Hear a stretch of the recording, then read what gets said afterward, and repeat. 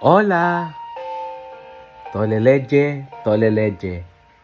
Kunin at basahin, kunin at basahin.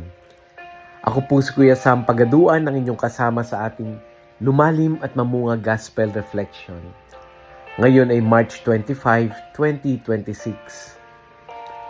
Ang mabuting balita ng Panginoon ayon kay San Lucas, chapter 1, verse 26 to 38. Noong panahong iyon, ang Anghel Gabriel ay sinugo ng Diyos sa Nazaret, Galilea, sa isang dalaga na ang pangalay Maria. Siya'y nakatakdang ikasal kay Jose, isang lalaki buhat sa lipi ni Haring David. Paglapit ng anghel sa kinaroroonan ng dalaga, binati niya ito. Matuwa ka, ikaw ay kalugod-lugod sa Diyos, wika niya. Sumasayo ang Panginoon. Nagulumihanan si Maria sa gayong pangungusap at inisip niya mabuti kung ano ang kahulugan niyon. Kaya't sinabi sa kanya ng anghel, "Huwag kang matakot, Maria, sapagkat kinalulugdan ka ng Diyos. Makinig ka. Ikaw ay maglilihi at manganganak ng isang lalaki at siya'y tatawagin mong Jesus. Magiging dakila siya at tatawaging anak ng kataas-taasan. Ibibigay sa kanya ng Panginoong Diyos ang trono ng kanyang amang si David. Maghahari siya sa angkan ni Jacob magpakailanman at ang kanyang paghahari ay walang hanggan." "Paano mangyayari ito, gayong ako'y dalaga?" tanong ni Maria. Sumagot ang anghel, "Bababa sa iyo ang Espiritu Santo at lililiman ka ng kapangyarihan ng kataas-taasan. Kaya't banal ang ipanganganak mo at tatawaging anak ng Diyos. Natatandaan mo ba ang iyong kamag-anak na si Elizabeth? Alam ng lahat na siya'y baog, ngunit nagli siya sa kabila ng kanyang katandaan. At ngayon ika-6 na ng buwan ng kanyang pagdadalang tao, sapagkat walang hindi makapangyayari ang Diyos." Sumagot si Maria, "Ako'y alipin ng Panginoon. Mangyari sa akin ang iyong sinabi," at nilisan siya ng anghel. Ang mabuting balita ng Panginoon. Pinupuri ka namin, Panginoong Hesukristo. Happy Wednesday po sa inyong lahat. Ito po yung gospel natin, ito yung gospel na tinatawag natin na Annunciation.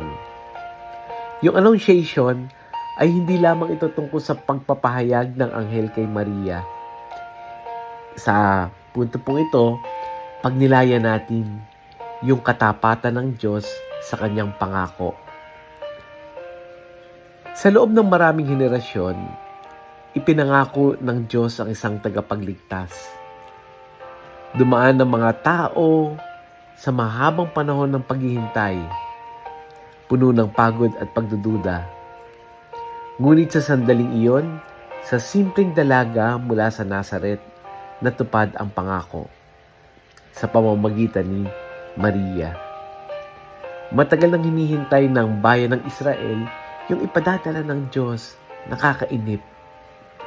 Pero ginawa niya ito, nangyari ito sa pamamagitan ng pag-oo ni Maria.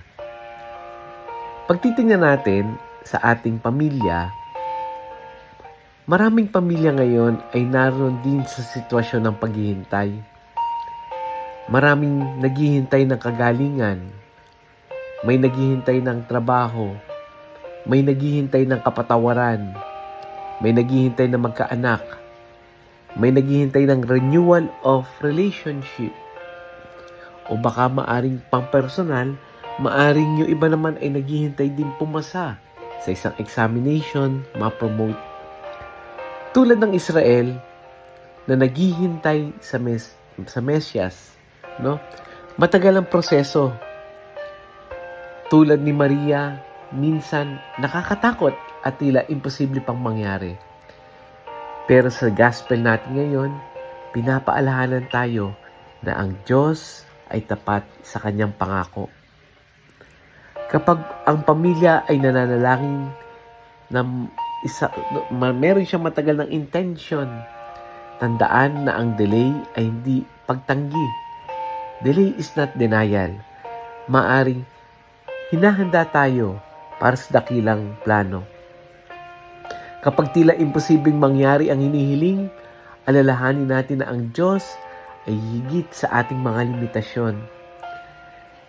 Sabi nga natin ng previous, di ba?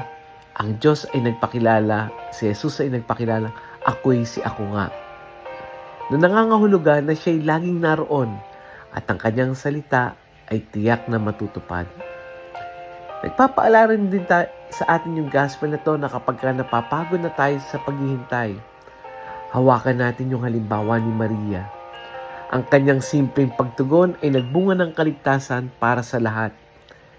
Ganon din naman sa paghihintay natin, yung ating oo sa Diyos kahit sa gitna ng paghihintay ay magbubunga rin ng biyaya para sa atin at para sa pamilya. Kaya paano natin to may relate sa ating pang-araw-araw na buhay?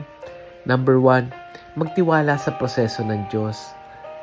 Kapag matagal ang sagot, alalahanin natin na ang Diyos ay may tamang panahon at tamang plano para sa lahat.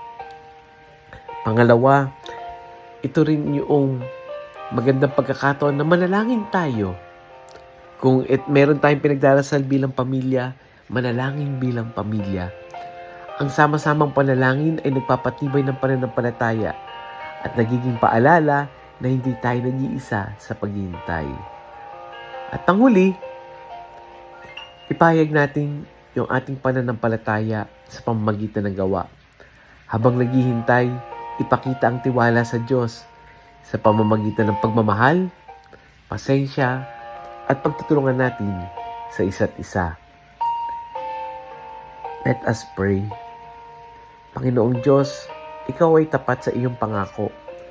Tulad ng ginawa mo kay Maria, tulungan mo kaming magtiwala sa iyo kahit mahirap at matagal ang paghihintay.